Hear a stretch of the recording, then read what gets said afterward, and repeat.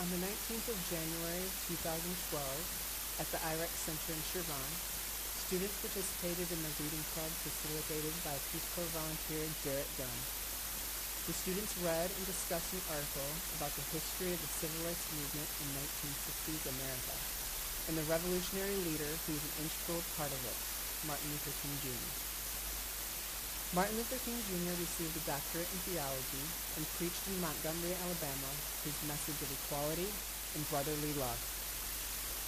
At this time, in many southern states, African Americans suffered the indignities of racism, discrimination, and unjust laws. One such law was the requirement that all black passengers ride in the back of public buses and to give up their seats to white passengers when the front of the bus was full.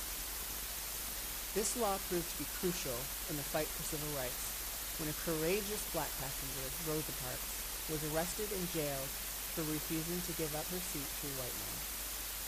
This incident led to the formation of protests and a boycott of the public bus system in Montgomery. Despite being threatened and attacked, Dr. King urged his followers to protest peacefully. The bus boycott proved successful, as the bus company suffered great financial loss. The Supreme Court ruled that Alabama's segregation law was unconstitutional. Rosa Parks was later named the mother of the civil rights movement. African Americans suffered many forms of injustice besides the segregation of buses. They were also segregated in schools and denied equal housing, equal pay, job opportunities, and fair voting rights, as well as denied service in many restaurants and hotels. This struggle for justice is known as the Civil Rights Movement, and one of its key events was the March on Washington in 1963. Led by Dr. King, a crowd of more than 250,000 people marched to the Capitol building to demand laws that guarantee equal civil rights to every American citizen.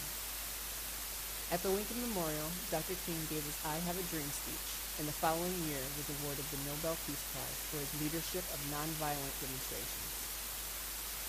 As a result of this historic event, the Civil Rights Act of 1964 was passed, as well as the Voting Rights Act of 1965, which guaranteed black citizens the right to safely register and vote.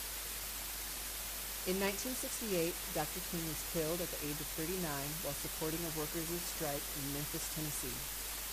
However, this did not stop the continuous and persistent march toward a more just society.